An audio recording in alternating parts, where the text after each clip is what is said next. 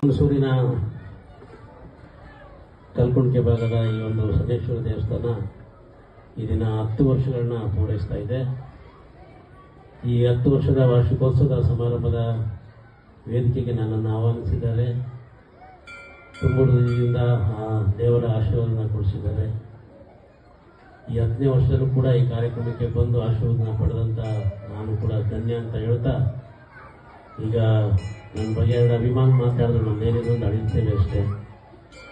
ಈ ಒಂದು ಶನೇಶ್ವರ ಸಮಿತಿ ಇದೆಯಲ್ಲ, ಅದು ಭಾಳ ಸದೃಢವಾಗಿದೆ. ಯಾರು ದುಡ್ಡು ಕೊಡಲಿ ಬಿಡಲಿ, ಈಗಾಗಲೇ ಈ ಜಾಗನ ಖರೀದಿ ಮಾಡಿದ್ದಾರೆ. ಆ ಭಗವಂತನಲ್ಲಿ ಪ್ರಾರ್ಥನೆ ಮಾಡ್ತೀನಿ, ಮುಂದಿನ ವರ್ಷ ಪಕ್ಕದ್ದು ಜಾಗ ಖರೀದಿ ಮಾಡಲಿ, ಒಂದು ಒಳ್ಳೆಯ ಒಂದು ಸಮುದಾಯ ಭವನ ಕಟ್ಟಿ ಬಡವರುಗಳಿಗೆ ಫ್ರೀಯಾಗಿ ಕೊಡುವಂಥ ಒಂದು ಕಲ್ಯಾಣ ಮಂಟಪನ ಕಟ್ಟಲಿ. ನಾನು ಕೂಡ ಒಂದು ಅಡಿಗೆ ಸೇವೆ ಮಾಡ್ತೀನಿ ಅಂತ ಈ ವೇದಿಕೆಯಲ್ಲಿ ಹೇಳಿ, ಈ ಒಂದು ಸಂಘ ಇನ್ನೂ ಹೆಚ್ಚಿನ ಮಟ್ಟಿಗೆ ಬೆಳೀಲಿ. ಯಾಕೆಂದರೆ ಬೆಳಿಬೇಕಾದ್ರೆ ಒಂದು ನಂಬಿಕೆ, ಒಂದು ನಿಷ್ಠೆ, ಒಂದು ಹಣಕಾಸಿನ ವಿಚಾರದಲ್ಲಿ ಭಾಳ ಒಂದು ಕ್ಲೀನ್ ಆಗಿರಬೇಕು.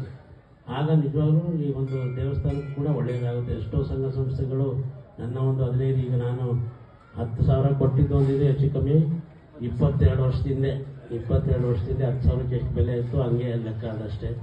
ಅದಾದಮೇಲೂ ಕೂಡ ನನ್ನ ಕೈಲಾದಂಥ ಅಳಿದ ಸೇವೆನ ಇಡೀ ತಾಲೂಕಿನ ಒಂದು 300ಕ್ಕೂ ಹೆಚ್ಚು ದೇವಸ್ಥಾನಗಳಲ್ಲಿ ಮಾಡ್ಕೊಂಡು ಬಂದಿದ್ದೇನೆ. ಅದೇ ರೀತಿ ನಮ್ಮ ತಾಯಿಯ ಆಶೀರ್ವಾದದಿಂದ, ನಮ್ಮ ತಾಯಿಯ ಹೆಸರಿನಲ್ಲಿ ಕೂಡ ಹಲವಾರು ದೇವಸ್ಥಾನಗಳಿಗೆ ನನ್ನದೇ ಆದಂಥ ಕಾಣಿಕೆಗಳು ಕೊಡ್ಕೊಂಡು ಬಂದಿದ್ದೇನೆ. ಇವತ್ತು ಈ ಸದೇಶ್ವರ ದೇವಸ್ಥಾನ ವಿಜೃಂಭ ವರ್ಷದಿಂದ ವರ್ಷಕ್ಕೆ ಭಕ್ತಾದಿಗಳು ಹೆಚ್ಚಾಗ್ತಾ ಇದ್ದಾರೆ. ವರ್ಷದಿಂದ ವರ್ಷಕ್ಕೆ ಇನ್ನೂ ಹೆಚ್ಚು ಹೆಚ್ಚು ಕಾರ್ಯಕ್ರಮಗಳನ್ನು ಮಾಡ್ತಾ ಇದ್ದಾರೆ.